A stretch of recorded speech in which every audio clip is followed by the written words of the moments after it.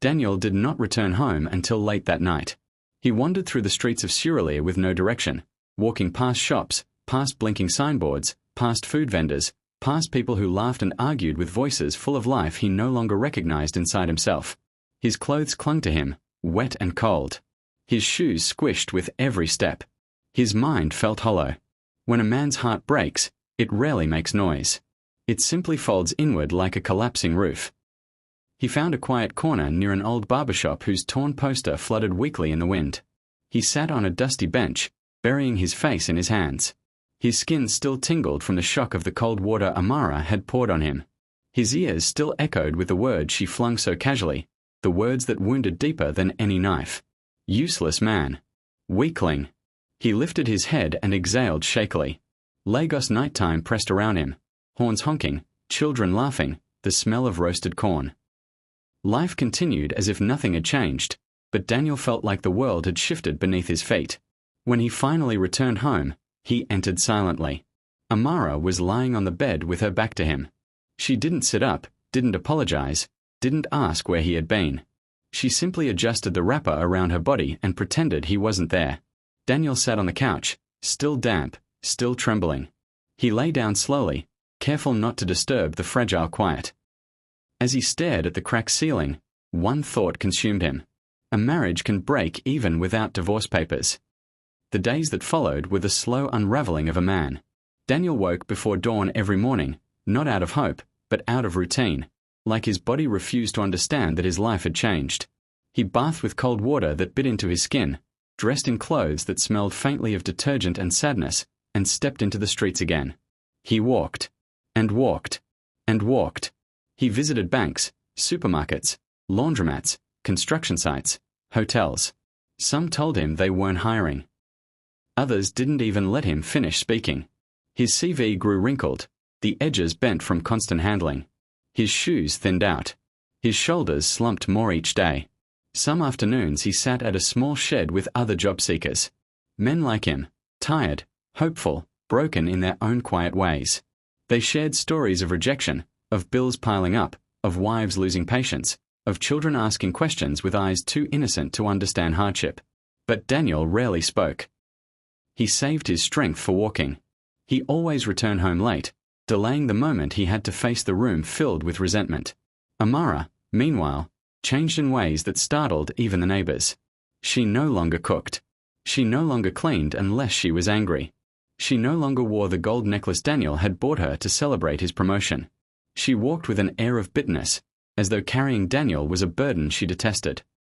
Sometimes when he entered the room, she sighed loudly, as if his presence polluted the air. She spent more hours at work, more hours talking with her colleagues outside the compound, more hours on her phone chatting with people Daniel didn't know.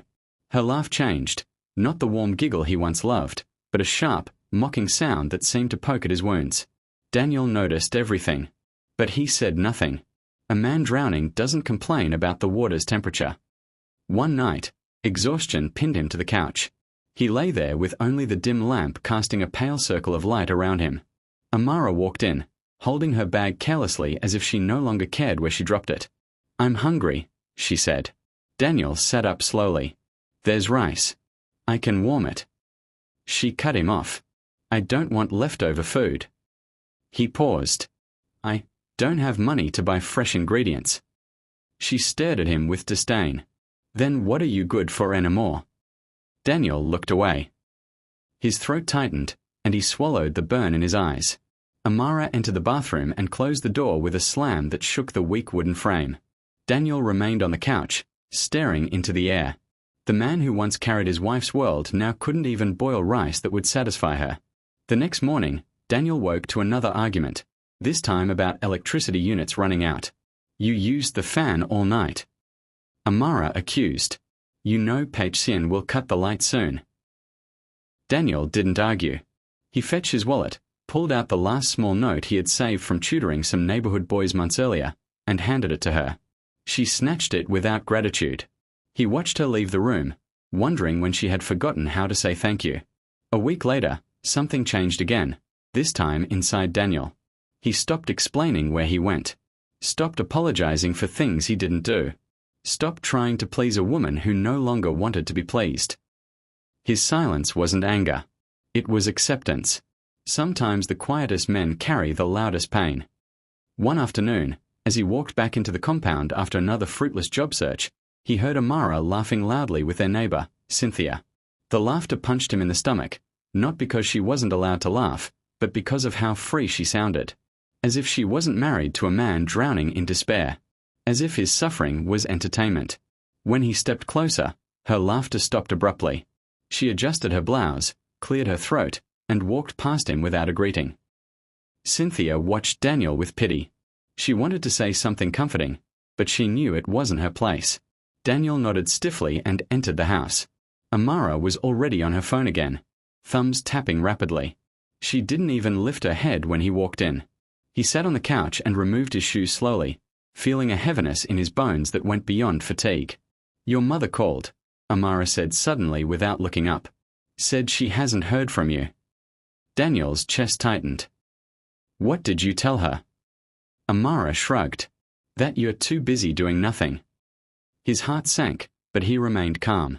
Later, he stepped outside and called his mother, telling her everything was fine. He lied not to protect himself, but to protect her heart. There are moments in life that make a man realize he is alone even while sharing a room with someone. Daniel reached that moment one gloomy evening when he returned home early because of a headache. He found Amara on the bed, crying softly. For a moment, hope lit inside him. Maybe she regretted how she treated him. Maybe love was peeking through the cracks. He approached gently. "Amara, what's wrong?" She wiped her eyes quickly as though embarrassed to be caught crying. "Nothing. Work stress." Daniel placed a hand on her shoulder. "You can talk to me." She pulled away. "You're not the person I talk to anymore." The sentence sliced him open. He stepped back slowly. His body felt cold. His hands trembled. He sat on the couch and stared at nothing. That was the night something inside him fully gave up. He finally understood. He had lost his wife long before he would lose his marriage. And then came the day destiny began preparing its return. It was a Tuesday morning. Daniel woke early, washed his face, and sat on the bed. He felt unusually calm. He looked around the tiny room, the cracked wall, the peeling paint, the clothes scattered from last night's argument. It no longer felt like a home. It felt like a memory of love that had decayed.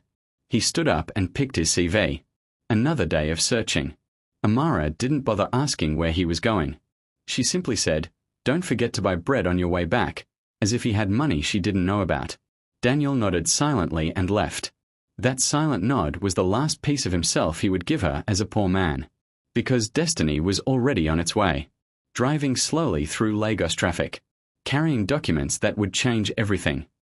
But before destiny's arrival, before the black Prado Jeep stopped in the compound, before 40 million naira entered Daniel's life, pain had one last lesson to teach him, and Amara was about to deliver it. That evening was hotter than usual. Heat clung to the walls. Sweat gathered on skin instantly. Daniel walked into the room, exhausted beyond words, and sat on the couch. Amara entered moments later, holding a bucket once again. His heart dropped. He recognized the stance. He recognized the anger. He recognized the storm. She didn't hesitate. She didn't think. She didn't care. Cold water drenched him again. Shocking, humiliating, brutal. This time she didn't shout immediately. She just looked at him with pure disgust. He stood slowly, water dripping from his clothes. She said the words that would echo through his future forever. A man without money is only half a man. Daniel looked at her, at the woman he married, at the woman he loved, at the woman who had turned into someone else entirely. He raised his hand halfway, then froze. He realized something powerful. She was not worth losing himself for. He lowered his hand, took in a breath, picked up his shirt, walked out, not in weakness, but in awakening. From that moment on, Daniel stopped loving Amara, and the universe began preparing the arrival of something Amara never expected. 40 million naira. The morning destiny chose to rewrite Daniel's story began like every other morning. Ordinary, quiet, unnoticed. The sky was pale, still deciding whether to be bright or dull. The sounds of Lagos hummed faintly outside, blending with the calls of street vendors and the distant honking of impatient drivers. Daniel sat on the edge of the bed, staring at the wall with empty eyes. He had barely slept. His mind had replayed the last few months like a broken film. Walking the streets in search of work, carrying the weight of rejection, watching the woman he loved transform into someone who did not see him anymore. His clothes were still damp from last night's second humiliation. Amara's cold water still clung to his skin in phantom sensations. Yet he felt no anger this morning. Only stillness. A strange, quiet stillness that settles in a man who has lost everything he thought to find him. He rose slowly and dressed. His shirt hung loosely on his frame, and his once strong shoulders now drooped from wear. He picked up his CV with the detached motions of habit. The same CV that had travelled across Lagos more than he ever had. Amara ignored him completely. She stood by the mirror applying powder to her face, humming a song that grated against the silence inside him. She did not look at him. She did not greet him. She did not ask how he was. To her, he was invisible. He walked out of the house quietly, closing the door without sound. Outside, the compound was waking up. Neighbors fetched water, mothers packed school bags, and men hurried to their workplaces. No one paid attention to Daniel's hollow eyes. No one noticed the storm waging within him. He stepped into the street, inhaling the dusty morning air. He began walking, not because he expected anything new to happen, but because walking had become the only thing he knew how to do anymore. His feet carried him forward even when hope didn't. He stopped at offices he had visited before, dropped CVS in places already stacked with rejections, sat in waiting rooms where receptionists recognized him and offered polite but pitying smiles. By noon, he sat under a shade near a roadside kiosk. The sun punished everything beneath it. He wiped sweat from his forehead and closed his eyes, trying to steady his breath. Life had never felt so loud, or so empty. He thought of calling his mother. He thought of traveling to her village and staying there until his mind healed. But the shame of returning home with nothing pressed on him like a heavy stone. She would ask questions. She would try to help. She would cook for him. She would pray. And he didn't want her prayers to carry the sadness he now lived with. So he stayed alone. By late afternoon, exhaustion pushed him toward home. His feet dragged along the familiar pathway. The compound gate creaked when he opened it. What he didn't know was that destiny was already waiting for him inside. The black Prado Jeep stood like a king in the middle of the compound, polished, intimidating, unmistakably powerful. Several men in formal wear stood outside it, holding files, tablets, and brown envelopes. Neighbors lined the verandas pretending to go about their business while stealing glances. Amara was at the doorway, confusion twisting her face. She stared at the men, then at the Jeep, then back again. She clutched her wrapper nervously. One of the men approached her. "Good afternoon. We are looking for Mr. Daniel Okafor." Amara stiffened. Her eyes widened slightly. He's not around," she muttered, trying to sound composed, but her voice trembled with uncertainty. The man nodded politely. "We'll wait." Amara's heartbeat quickened. This was different. This wasn't debt collectors. This wasn't church members. This wasn't neighbors or friends. These men looked important. She looked again at the Jeep, at their suits, at the way they carried themselves. Something inside her shifted, a sudden spark of fear mixed with curiosity. Before she could ask further, the compound gate opened again. Daniel walked in. Sweat mirrored on his forehead. His shirt clung to him. His eyes looked tired but calm. He stopped in his tracks when he saw the commotion. The leader of the group stepped toward him immediately. Mr. Daniel Okafor. Daniel blinked, unsure. "Yes, I am." The man offered a firm handshake and a warm smile. "Sir, we are from United Capital Investments. We've been trying to reach you for months. It's about the shares you purchased in 2012. Daniel frowned slightly, trying to recall. The man continued. "The shares have matured. Their assessed value is now 40 million naira." The compound erupted. Gasps. Murmurs. Whispers flying like startled birds. Amara staggered slightly, pressing her hand against the doorframe. Daniel stood frozen. The memory came rushing back, the small investment he made during his NYSC year. 20,000 naira he had saved stubbornly despite his mother telling him to use it for something else. He had forgotten about it completely. Now it stood before him multiplied into a miracle. His mouth moved, but no words came out. The man continued professionally. "We need to finalize some paperwork with you today so we can transfer the funds to your preferred bank." Daniel nodded slowly, still processing the shock.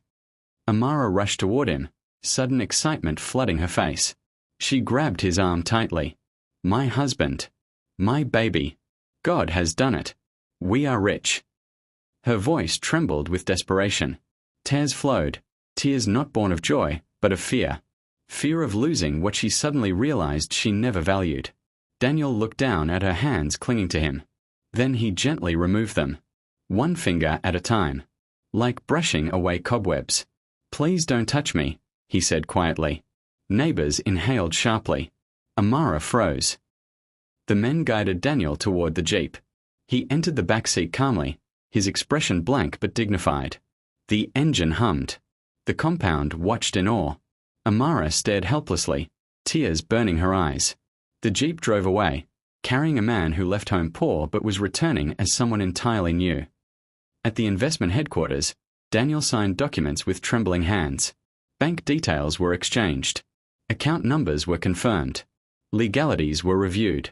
Words like maturity value, liquidation, and transfer authorization floated around him like he was dreaming. By 6:45 p.m., he checked his phone. A credit alert blinked. 40 million Nigerian nairas. 40 million naira. His breath caught in his throat. He stepped outside into the evening air. The city lights glowed. Cars honked. Life moved around him. And for the first time in a long time, something flickered inside his chest. Freedom. He didn't rush home. He walked slowly, thinking, understanding, seeing clearly. Money didn't change him. It revealed the truth that had been hidden all along. When he finally arrived back home, the compound buzzed with whispers. Children paused their play. Men sitting on wooden stools straightened. Women carrying buckets slowed their steps. Daniel entered his room quietly. Amara jumped up immediately. Her eyes were red from crying. Her voice cracked as she approached him, kneeling before he could say a word. "Daniel, please. Forgive me. Don't leave me. I didn't know destiny was coming. I was foolish, blind, angry. Please, don't walk away from our home." Her tears soaked the floor. Her hands grabbed his trousers desperately. Her voice trembled like a leaf in storm wind. Daniel stood still. He looked at her, not with anger, not with pity, but with clarity. The clarity of a man who had seen his own worth for the first time in a long time. He knelt, not to embrace her, but to speak softly, so softly that it pierced her harder than a shout. "You didn't destroy my life when I was poor," he said. "You only revealed your heart." Tears streamed down her cheeks. Daniel continued, "And now that I have something, I don't want to share it with who you've become." He stood up. He packed his few clothes into a single travel bag, the same bag he once used during NYSC. He zipped it, lifted it, slung it over his shoulder. Amara clung to his leg, crying uncontrollably. "Daniel, please. I will change. Don't leave me. I will be better." He gently removed her hands once again. Then he stepped out of the room.